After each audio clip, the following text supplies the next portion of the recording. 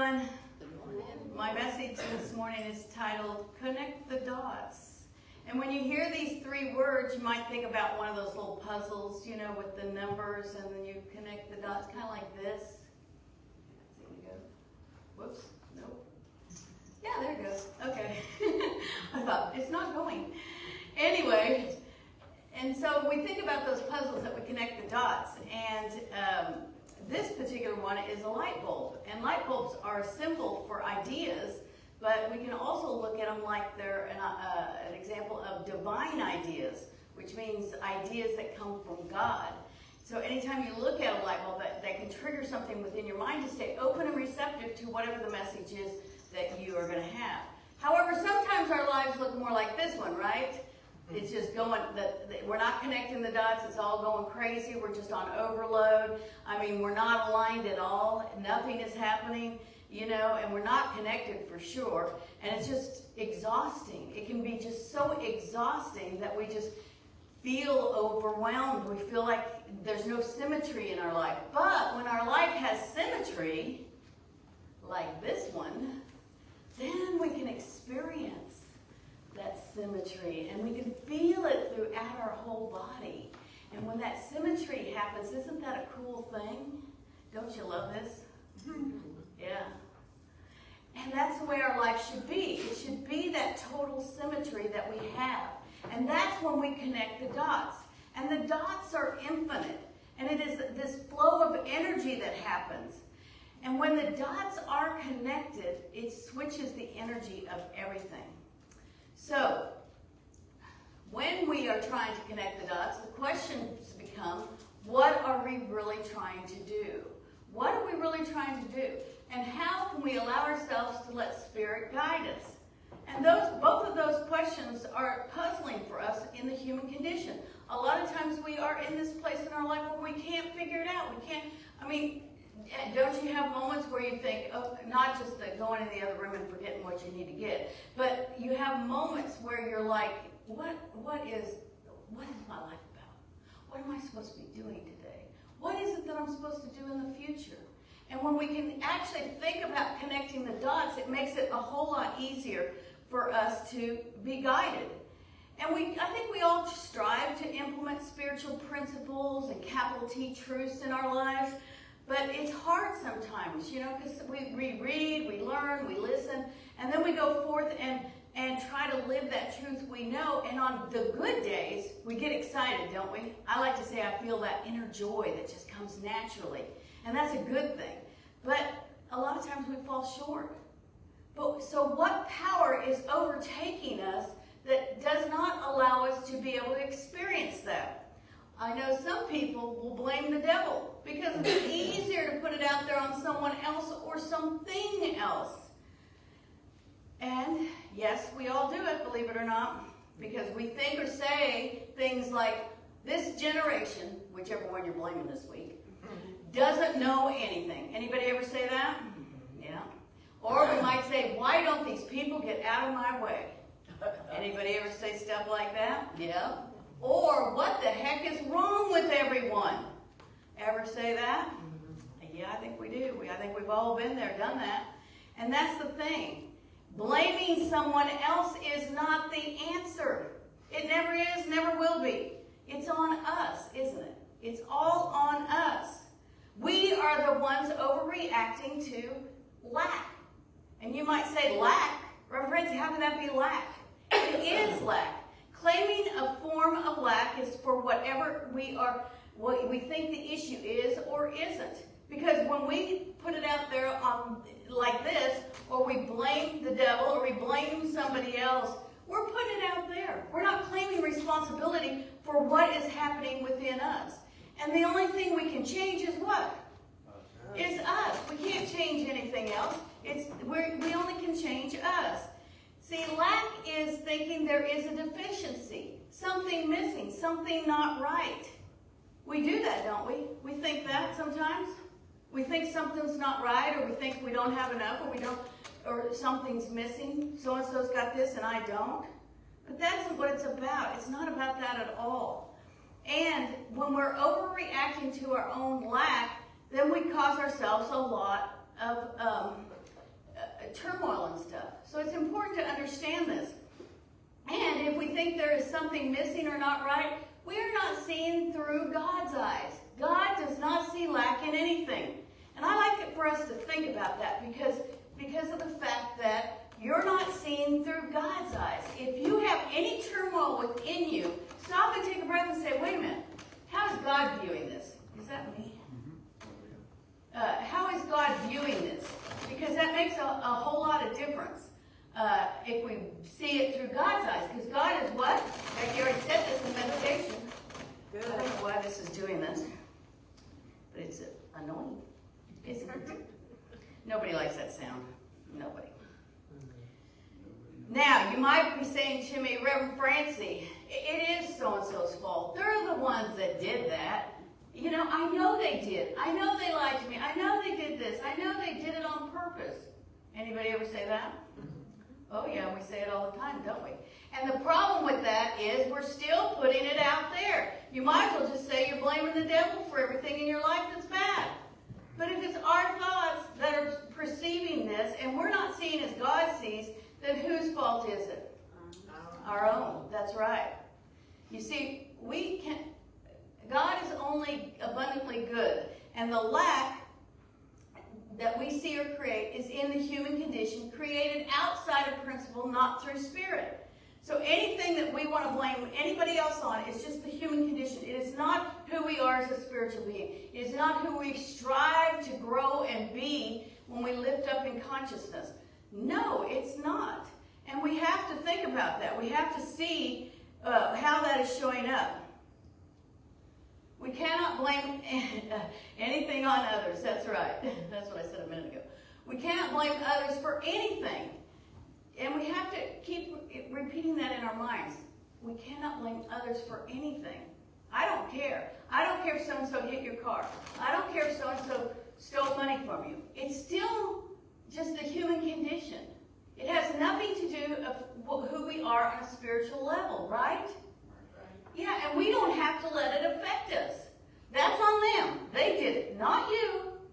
And whether or not you felt like you were like innocent or, you know, enabling or whatever the case may be, it's okay. That was the human condition.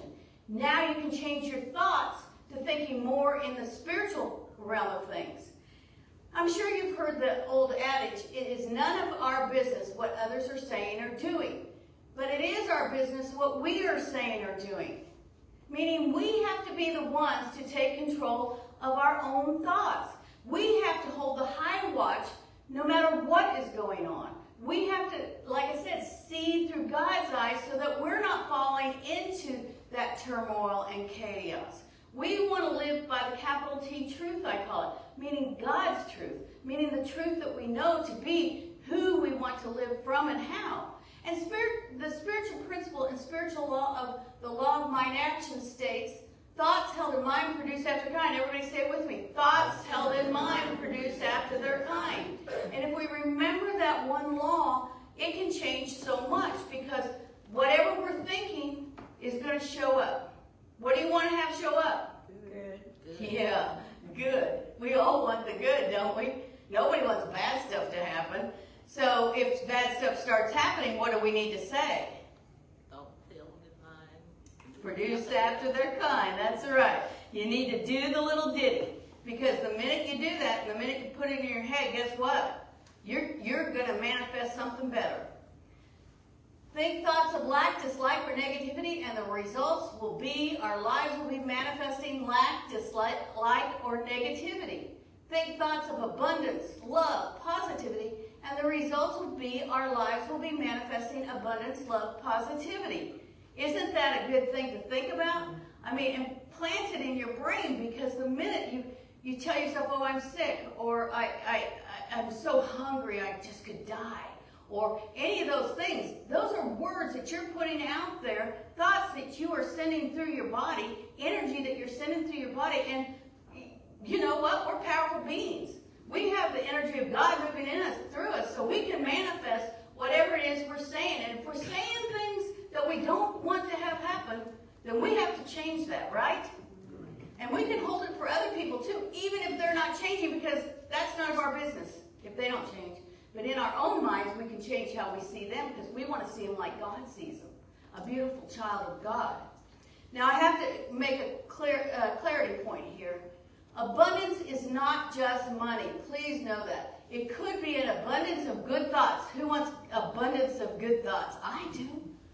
Viewing things around us in a new light. Can you imagine if anything that triggers you, that has happened to you in your childhood, happened to you, you see something and you go, oh gosh, that just grosses me out, or whatever it is. We can change that. We can have and view things in a new light. And that brings us a lot more happiness and joy. Or experiencing more happiness and goodness. Isn't that what we want? That's abundance. That's abundance. It's not just money. People get hung up on the whole money issue, and it's not about that. But if we want more love and positive energy happening around us, then guess what we have to be? Love and positive energy, don't we? Yeah. What we focus on is what we produce. Thoughts held in mind produce after their kind. What we focus on produces. And I know I want to focus on what? Good. That's right, Becky. Say it. Good. How about you guys? You want good? Good. Yeah. And here's what I believe to be the issue with us when we don't do this. In the human condition, most people are trying to find control, and I did it capital letters, in their lives. Control is a big thing that happens to a lot of people because a lot of us want to control everything and everyone around us, don't we? Yes. And we either try to manipulate, lie, or cheat those we encounter, or we do the opposite. We run and hide so that nobody can do that to us. How many people do you avoid because you don't want them to try to manipulate you or lie to you or cheat you? I know I've got a list of people I avoid because I don't even want to go there. And is there anything wrong with that? No, not really. Because I know that I can lift them up and see through God's eyes and behold the Christ in them and love them and hope the best for them and see the highest good coming forth for them. But if all I'm doing is living in their negative stuff that has happened, or the reason why I don't want to be there right in the face-to-face all the time, if I live in that, then I'm hurting who? Yourself. We hurt ourselves. And why do we need to abuse ourselves that way? Why? We don't, do we? So the control we're trying to have is the ultimate culprit of the idea that we can't connect the dots. And we know the only thing we can control is ourselves. The control we are seeking can only happen within us. The control we long for, though, is the balancing point with God. So as much as you want to say control is, making your life be exactly how you want it to be, it's not. Control is really God working in your life, making everything the way it needs to be. Which is going to be what, Becky? Good. Good, that's right. Everybody else got it now? And when we control ourselves, we don't have to be concerned with anyone else out there that is trying to control us. You know why? Because their behavior will no longer be effective against us. It will simply not be effective. We will not go there. And when that doesn't happen, then guess what? We are not reacting to that, are we? We aren't even seeing it anymore because we're seeing it through God's eyes. We're seeing a whole different picture, which is really powerful. And you want to talk about control, that's the control you have by aligning with God, because you're allowing God to move in and through you. It's a whole different feeling. God allows us to control our thoughts, but we must align them with what? With God thoughts, which are always what? Good. Good. You guys are getting this. Good. The gift I showed you earlier of this infinity circle, if you will, it is. It's an infinity circle. It doesn't have an end. It doesn't have a beginning. It just keeps going. And believe it or not, it was funny because when Daniel was over there, Phyllis was over too, and the boys brought this up. And I said, oh my gosh, did you get that out of my bag over there? But I buy two of everything because the boy keeps the boys from fighting over everything. So Phyllis got to see this, and I said, oh, I'm using it in my talk this Sunday. So she got a preview of the infinity circle. But the circle is kind of representative of our thoughts with God, really. Because the circle has no end. And God doesn't have an end, does God? No, God doesn't have an end. And good and truth are like that too. They really don't have an end. You know, when we start thinking there's only so much good for everybody to go around, we start living in lack again. And the minute we take that barrier down, we see all the good. We experience all the good. We get to share in all the good with everybody else. And that's where I want to be. I want to be in that party. You know, where everybody's enjoying. Somebody has something good happen. I want to celebrate that for them. Somebody says something brilliant. I want to celebrate that with them. And isn't that what we want to do? We want to be in that circle of people that can lift us up and see us for the good thing that we are. And if we allow good and truth to be in the forefront of our minds, we will have more good and truth in our lives. Not only in our lives, but it'll be the foundation. It'll be the base from which we live. And in living from good and truth, I'm telling you, you're going to be like on a Ferris wheel, having fun, or whatever amusement park ride you like. Because me, I don't like roller coasters. But the thing is, a circle lasts forever. It lasts forever. God lasts forever. So, there's a lot of things out there, material things, that don't last forever, do they? And most things that even they say last forever deteriorate to some degree or another. You know, even a diamond can deteriorate after time if it's down in the dirt and mud and getting kicked around, whatever. Now, how many things, can you name things that last forever? The things that last forever are the spiritual things. Love, joy, peace, all of these 12 powers. And you see, spiritual truths last forever. They last forever. And this is what we need to stay focused on. We need to stay focused on that desire in our hearts and minds that brings forth that idea of balance and everything that we need. Now, we do have to block or erase anything negative that's standing in our way of how we really want to live, and we know that. And I think when we are trying to control others, we are looking for stability in them rather than stability in ourselves. You know, a lot of the people that irritate you or you don't want to be around, or you're tired of listening to them or whatever, you're thinking, man, they need to get some stability in their lives. They need to get it together. They need to think about what they're saying or what they're doing. When in reality, we are the ones that need the stability. We are the ones that need to stay at that even keel with God, that we are not in that reactive mode, or that we're not living in a world of lack. And that's a big difference in how we live and how we think. But when we search within our own hearts for God's good, we are going to find it.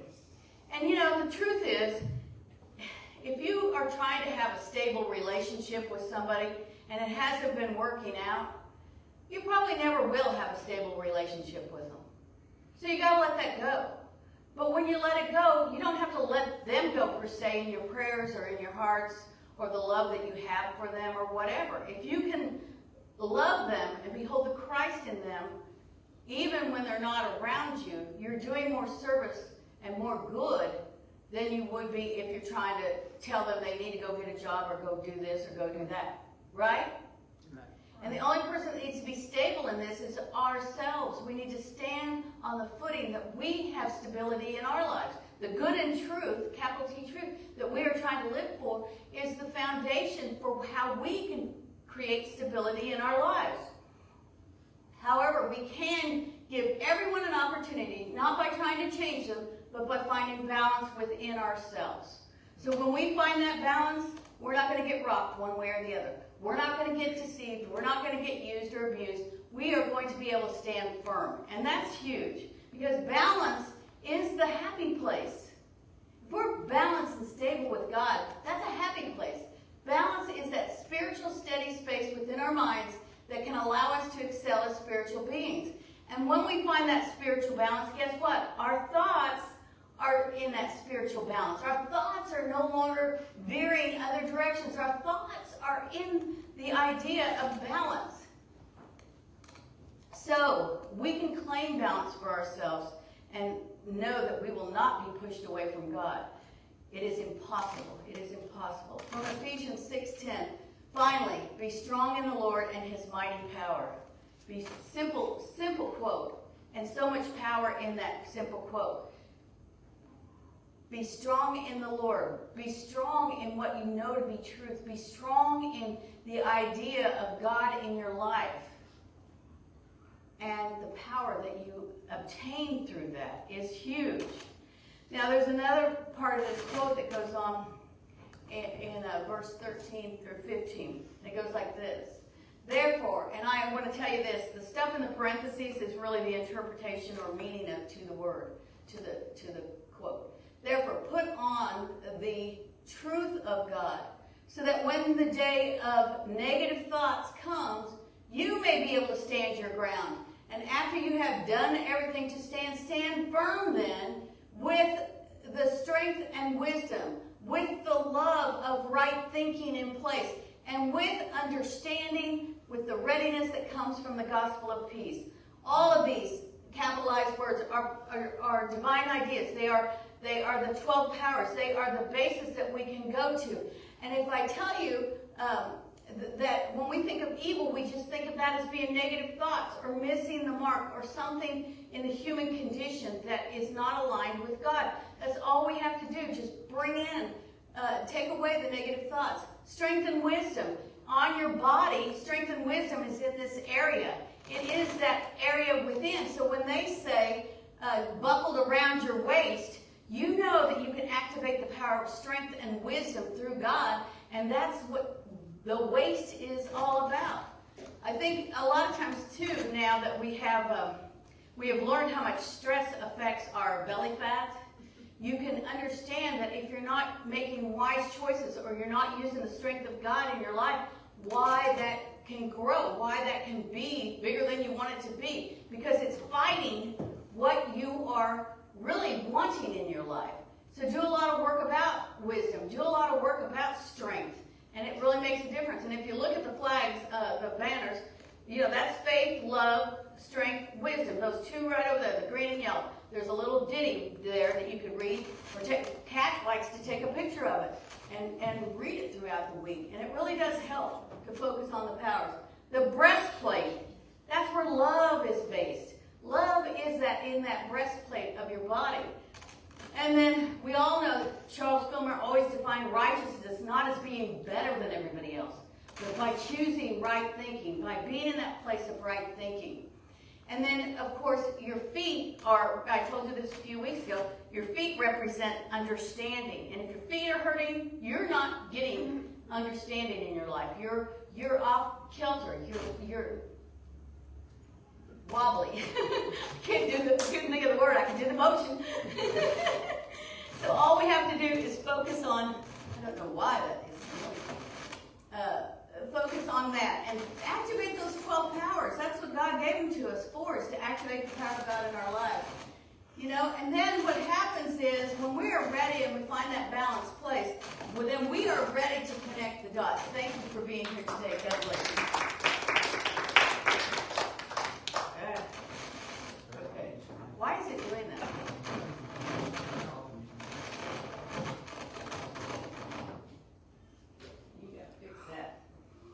Okie dokie. I got a song for you. It's called Oh My Soul. So I thought it was